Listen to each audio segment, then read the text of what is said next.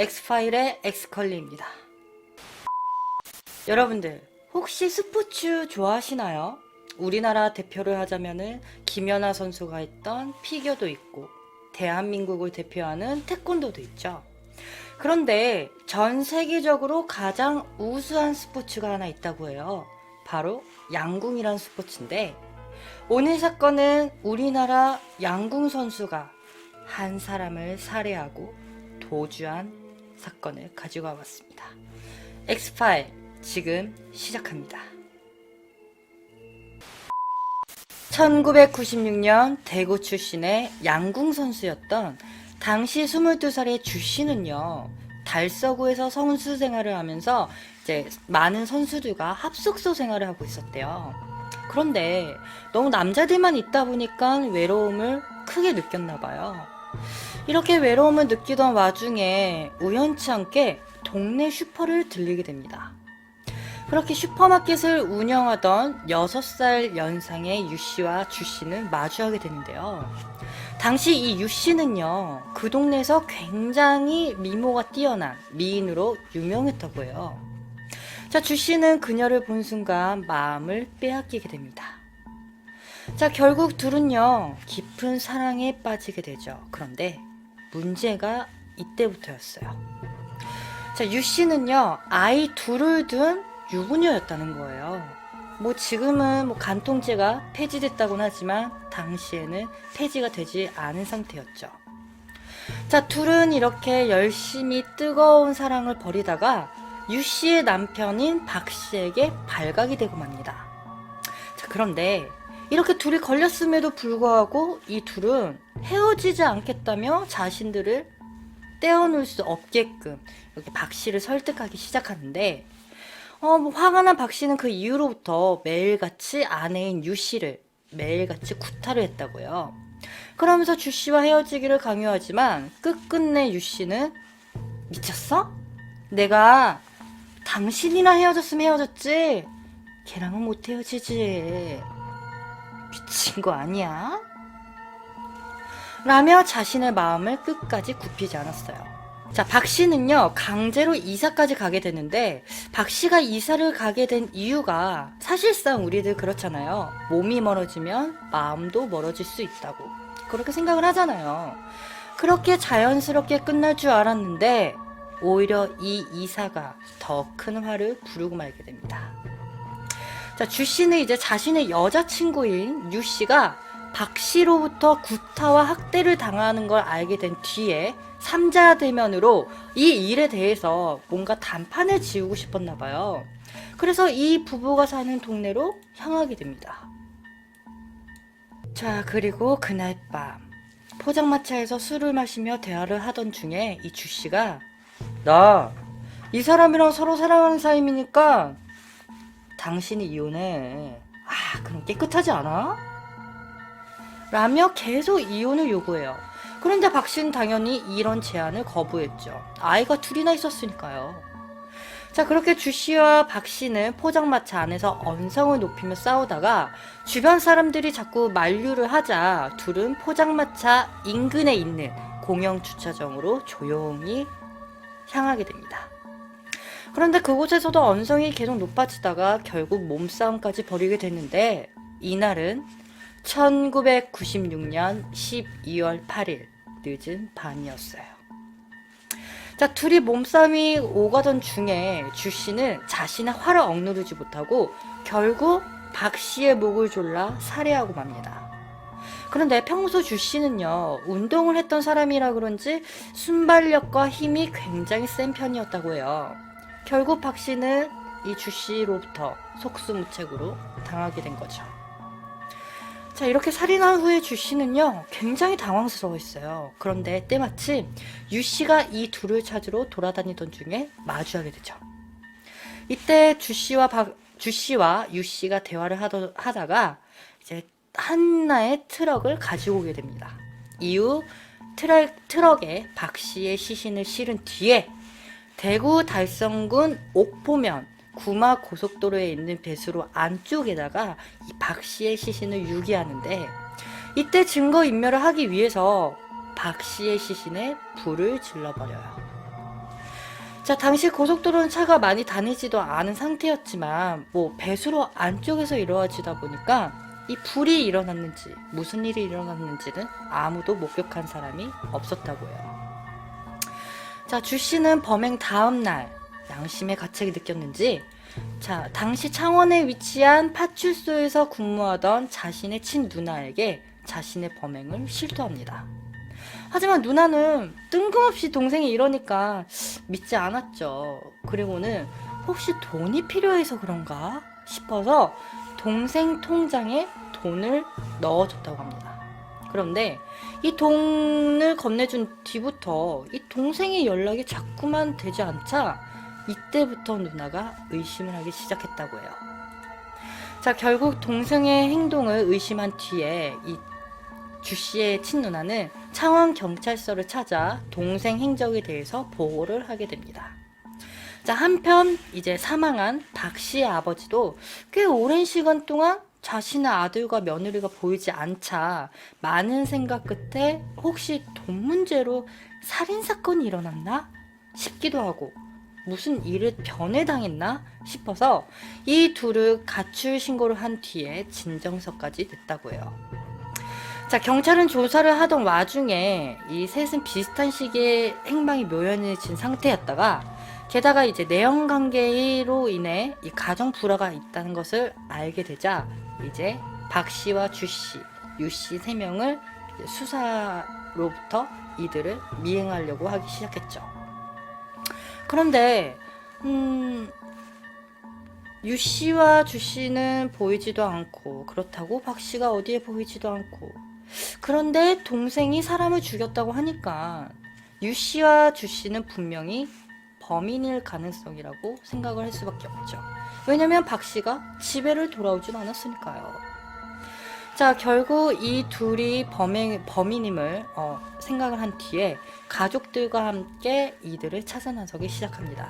그런데 이 둘은 이제 부모님과 연락이 되지도 않았고 그렇다고 해서 뭐 박 씨의 시신이 발견이 되지 않았으니까 이들의 행방은 점점 더 묘연해지기 시작해요. 결국 수사 진행에 난항을 겪게 되죠.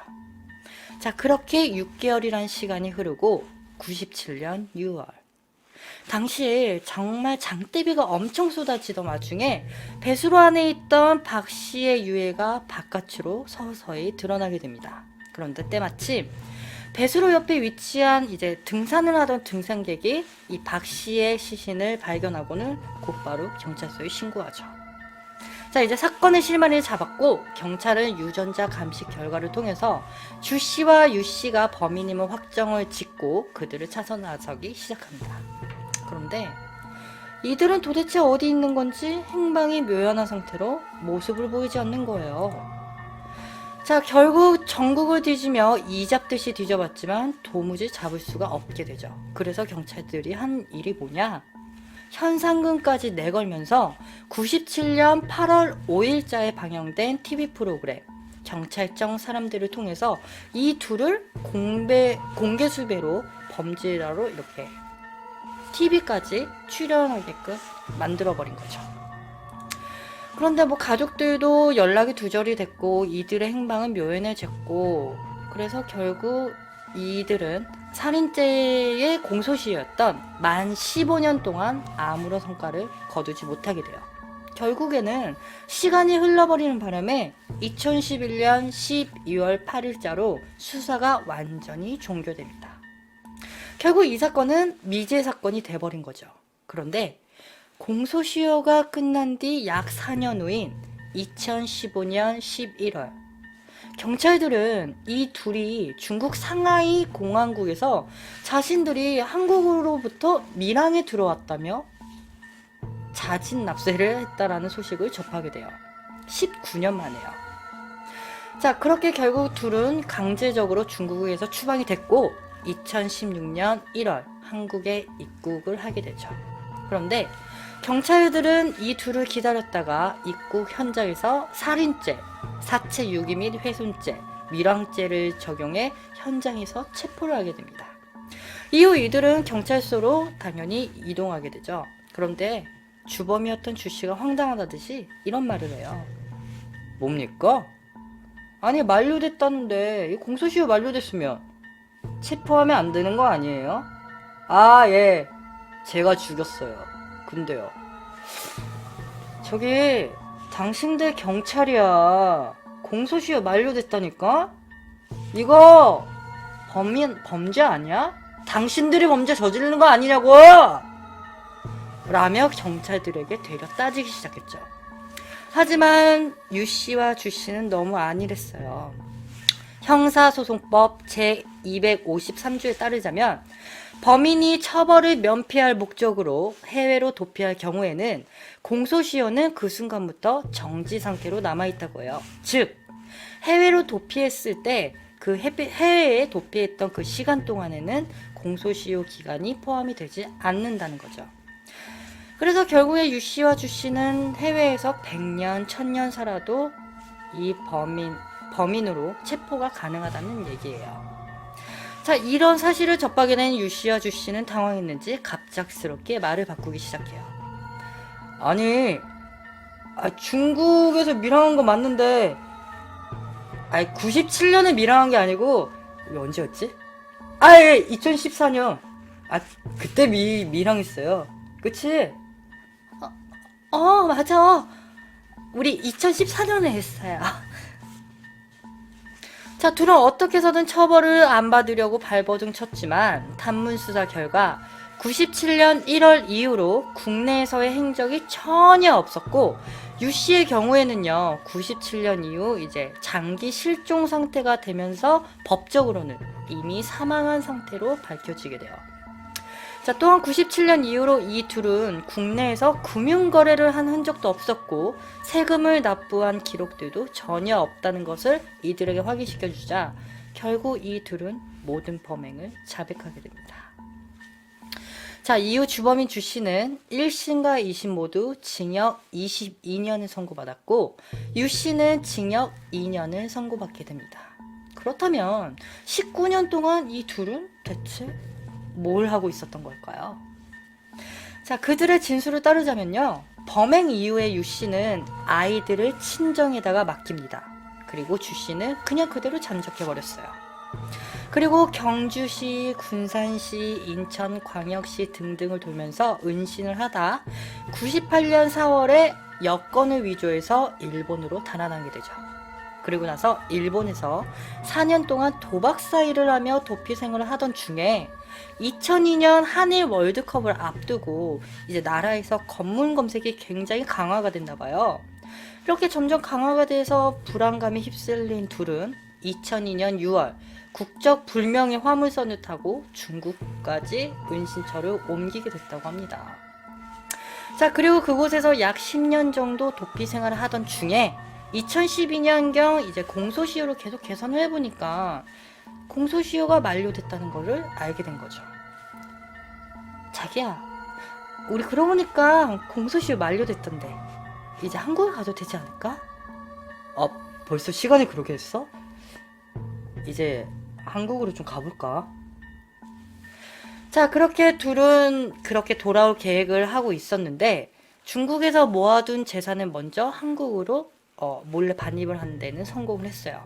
그런데 한국으로 입국하기까지는 굉장히 많은 일이 발생해서 결국 약 3년 정도 더 기국을 늦췄다고 합니다.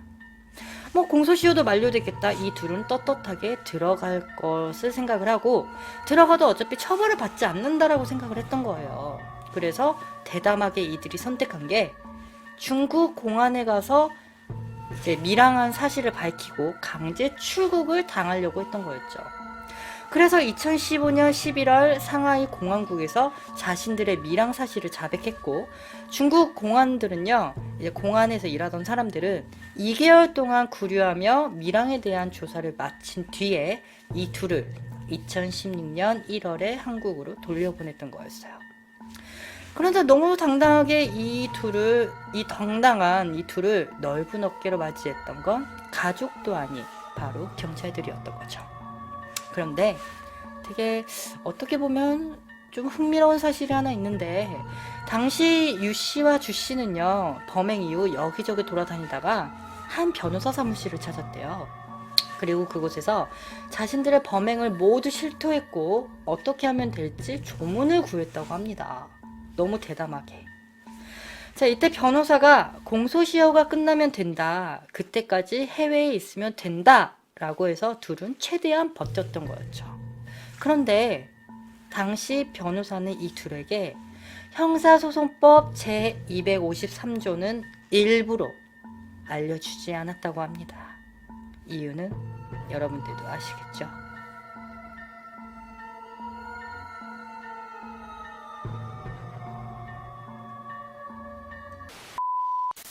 어쩌면 우리나라에서 스포츠계의 샛별이 될 수 있었던 주씨. 그는 왜 이런 선택을 하게 된 걸까요? 자, 여러분들의 생각을 아래 댓글로 남겨주시고 좋아요와 구독 부탁드립니다. 항상 저를 응원해주시는 많은 분들 정말 감사합니다.